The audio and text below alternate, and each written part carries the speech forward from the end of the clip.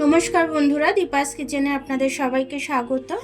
আজকে আমি সব কিছু দিয়ে একটা ভেজিটেবিল পকোড়া বানাবো। তো চলুন সেটাই আপনাদের সাথে আমি শেয়ার করব। তো আমি কি কি সবজি নিয়েছি আমি একটু দেখিয়ে দিই। প্রথমত নিয়েছি আমি বাঁধাকপি, এই বোলটার মধ্যে দিয়ে দিলাম আমি সব কিছু। একটু গাজর কুচি নিয়েছি, এই বিকেলে স্ন্যাক্সের জন্য আমি বানাচ্ছি।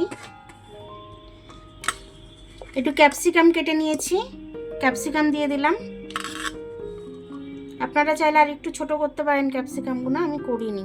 আর আলুটা গেট করে নিয়েছি। বাচ্চারা তো বাইরের থেকে খাওয়ার জন্য বায়না করে, মা এই পকোড়া কিনে দাও, মা ওই পকোড়া কিনে দাও, তার জন্য আমি ঘরেই বানিয়ে নিই। একটু ধনে পাতা দিয়ে দিচ্ছি, ফ্লেভারটা ভালো আসবে ধনে পাতাটা দিলে পরে। পাতাটা আমি দিয়ে দিয়েছি এখানেতে। এখানে কাঁচা লঙ্কা কিছু চিড়ে রেখেছি, কুচো করে রেখেছি, এটা আমি দিয়ে দেবো। এটা আমি সম্পূর্ণ নিরামিষ বানাবো, এর মধ্যে আমি পেঁয়াজ ডিম কিছুই দেব না। স্বাদ অনুযায়ী নুন দিয়ে দিলাম, একটু হলুদ গুঁড়ো দিয়ে দিচ্ছি, একটু চিলি ফ্লেক্স দিয়ে দিলাম, একটু গোলমরিচ দিয়ে দিলাম।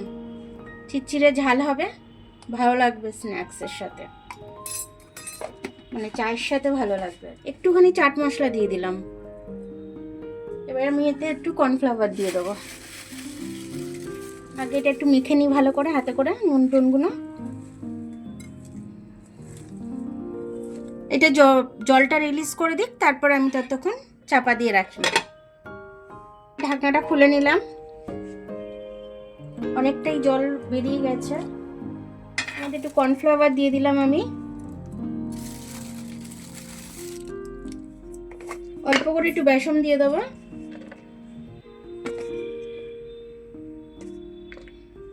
তিন চামচের মতো বেসন দিয়ে দিলাম, নিচ্ছি।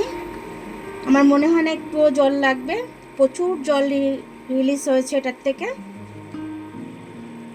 আর এদিকে তেলটা আমি গরম বসিয়ে দিয়েছি, তেলটা গরম হোক ততক্ষণ আমি এটা মেখে নিই। উষ্ণ গরম হয়ে গেছে, আমি তার মধ্যে দিয়ে দিচ্ছি, তাহলে ভেতর থেকে সেকাটা হয়ে যাবে আমার। জাস্ট হালকা করে আমি দলাটা পাকিয়ে দিয়ে দিচ্ছি, দলাটা হালকা করে পাকিয়ে দিয়ে দিচ্ছি। আমি কড়ার মধ্যে এতগুলো ছেড়ে দিলাম। এবার এইগুলো ধিমি আছে, মিডিয়াম টু লো আছে, আমি এটাকে ভাজতে দিয়েছি, তাহলে ভেতর থেকে ভাজাটা হবে, সে কারণে এটা ভাজাটা হোক। এগুলো আমার ভাজা হয়ে গেছে, আমি এবার তুলে নেব এগুলো।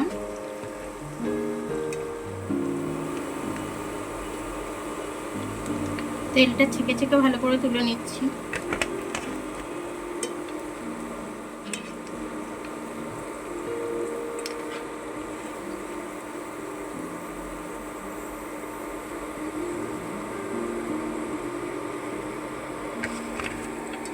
গাড়ি থাকবে